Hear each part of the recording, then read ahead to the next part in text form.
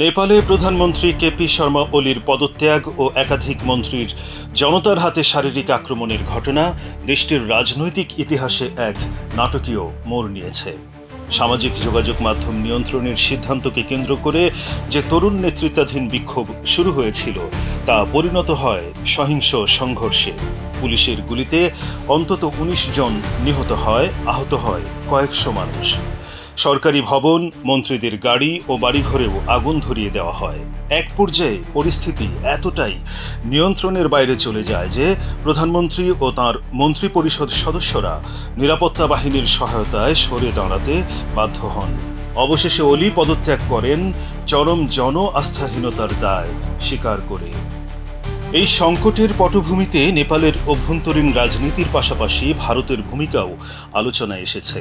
ঐতিহাসিকভাবে নেপাল ভারতের ওপর অর্থনৈতিক ও ভৌগোলিকভাবে নির্ভরশীল।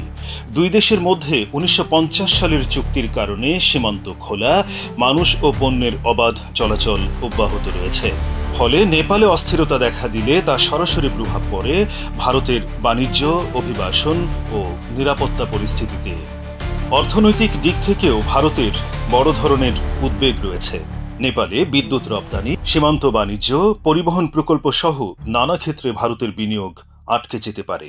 রাজনৈতিক অস্থিরতা যদি দীর্ঘায়িত হয় তবে এ অঞ্চলের জ্বালানি সরবরাহ ও আঞ্চলিক যোগাযোগ নেটওয়ার্কও ক্ষতিগ্রস্ত হবে। ভারতের ব্যবসায়ী মহল ইতিমধ্যেই আশঙ্কা প্রকাশ করেছে যে নেপালের অস্থিতিশীলতা তাদের সরবরাহ শৃঙ্খলে ব্যাঘাত ঘটাতে পারে। তবে নেপালের অভ্যন্তরে ভারতের ভূমিকা সবসময় ইতিবাচকভাবে দেখা হয় না।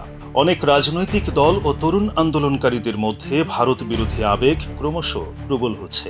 তাদের অভিযোগ, দিল্লি নেপালের রাজনীতিতে অতিরিক্ত প্রভাব খাটাতে চায় এবং সার্বভৌমত্বে হস্তক্ষেপ করে। চীনের সঙ্গে নেপালের বাড়তি যোগাযোগও তাই ভারতের জন্য নতুন কূটনৈতিক চাপ তৈরি করছে।